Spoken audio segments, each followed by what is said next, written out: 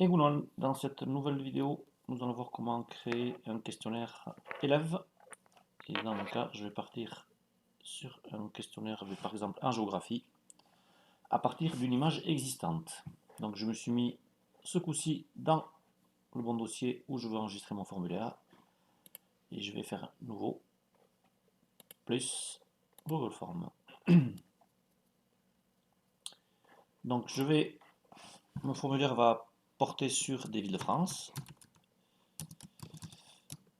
Et je vais venir importer, donc ici associer à ma question une carte que j'ai déjà préparée. Donc je l'ai préparée à l'aide d'un site qui s'appelle UMAP, que je vous mettrai en lien dans la description, et de Google Form. Donc ici les trois petits points pour venir centrer ma carte. Donc voilà ma carte dans laquelle en fait j'ai positionné des chiffres de 1 à 10 correspondant à des villes de France. Et je vais demander aux jeunes de me retrouver quelles sont les villes de France à l'aide d'une liste que je vais mettre ici. Donc cette liste aussi je l'ai préparée. Comment? Je l'ai préparée dans une feuille de calcul. Clairement, c'est avec un T. Que j'ai mis par ordre alphabétique. Donc j'ai mis d'autres villes autres que celle-là. Donc j'en ai mis 14 en tout pour 10 réponses. Donc je vais sélectionner toutes les villes. Édition, copier. Venir dans mon questionnaire. Et ici, bouton droite, coller. Et ça va me rajouter ainsi toutes les villes correspondant à mes réponses.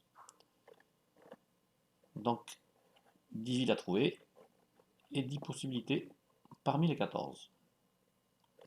Donc cette question-là va être quelle est la ville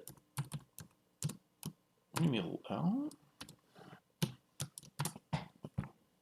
Je garde les champs multiples. Je le rends obligatoire. Et puis je vais aller visualiser qu'est-ce que ça donne avec l'aperçu. Quelle est la ville numéro 1 est bien obligatoire. Et le jeune aura à cocher la réponse correspondant à la ville numéro 1 et à m'envoyer. Donc bien évidemment, je vais moi répéter la question 10 fois.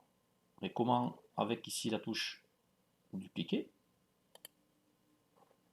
Quelle est la ville numéro 2? Et ainsi de suite jusqu'à 10 pour arriver à mes 10 questions. Voilà, voilà.